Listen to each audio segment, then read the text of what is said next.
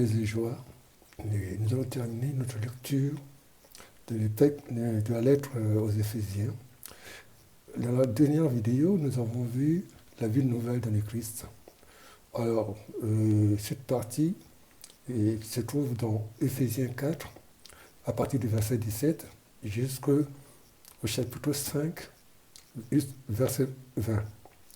Et d'ailleurs, vous avez la même chose dans l'épître aux Colossiens, chapitre 3, le verset 4 à 17. Alors, aujourd'hui, nous allons attaquer la morale domestique, qui va du chapitre 5, verset 21, au chapitre 6, verset 9. Et nous avons comme parallèle aussi dans Colossiens, chapitre 3, verset 18, jusqu'au chapitre 4, verset 1. Et par la suite, nous aurons le combat spirituel, qui est Éphésiens chapitre 6, versets 10 à 20. Et enfin, les salutations, qui est dans Éphésiens 6, versets 21 à 24. Alors, je vous rappelle que déjà, en ce qui concerne les salutations et les adresses de Paul, ce sont des modèles. Nous avons vraiment à essayer de les imiter. Alors, allons-y. Nous allons attaquer la morale domestique.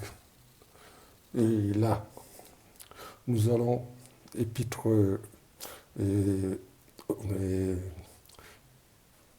Éphésiens chapitre 4, 5, verset 21 à 33.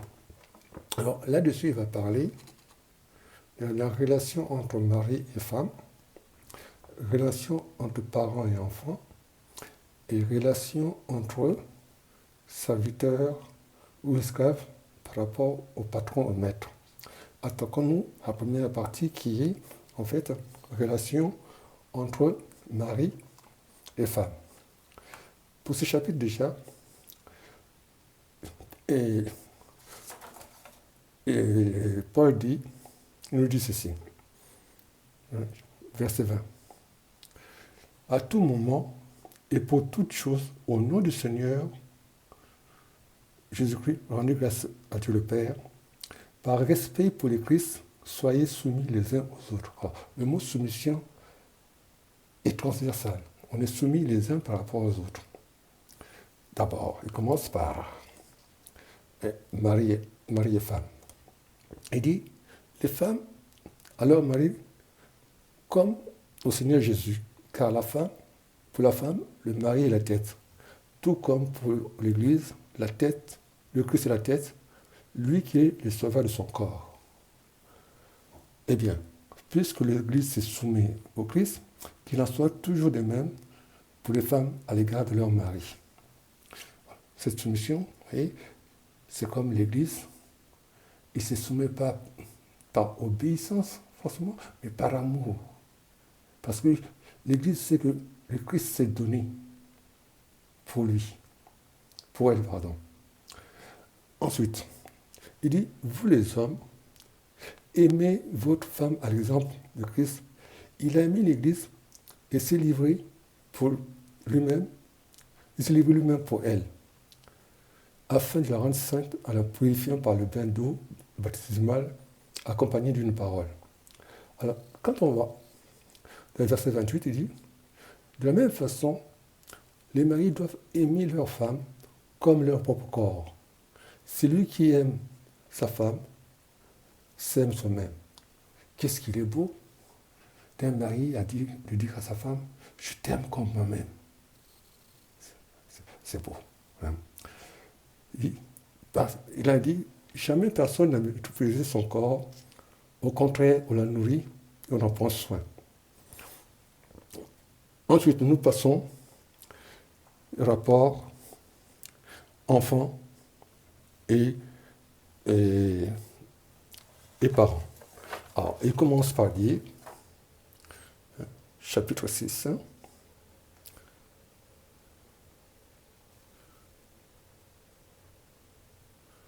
il dit, vous les enfants, obéissez à vos parents dans le Seigneur, car cela est juste. On peut se souvenir du 4e commandement. Honore ton père et ta mère, c'est le premier commandement qui soit assorti d'une promesse.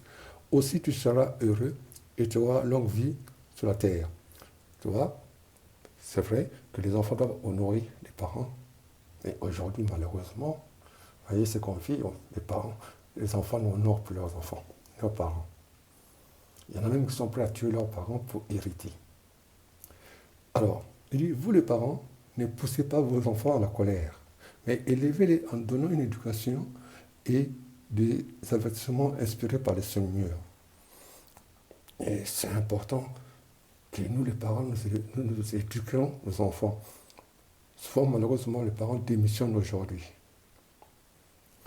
Et là, Paul dit, par des avertissements, par des semences.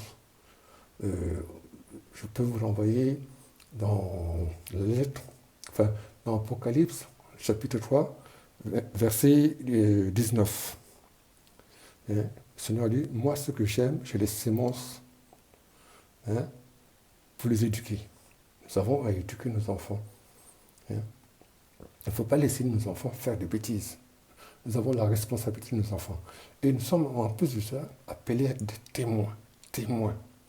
Malheureusement, souvent, nous, les parents, ne sommes pas des témoins par rapport à nos enfants. Et c'est pour ça que nos enfants ne viennent pas à l'église. Parce que nous, les parents, autant nous partons tous les jours à l'église, mais malheureusement, ce que nous faisons à la maison ne confesse pas la gloire de Dieu. Ensuite, Paul, il va parler à partir du verset chapitre 6, verset 59, il va parler de la relation entre maître et esclave. Il dit, vous, esclaves, comme serviteurs, obéissez à vos maîtres d'ici-bas, comme au Christ, avec crainte et profond respect, dans la simplicité de votre cœur. Ne faites pas seulement sous les yeux, par souci de plaire aux hommes, mais comme esclaves du Christ qui accomplissent la volonté de Dieu de tout leur cœur. Alors, ce qui est bon, ce qui termine. Verset 8, car vous savez bien que chacun qui soit esclave ou libre sera rétribué par le Seigneur selon les biens qu'il aura faits.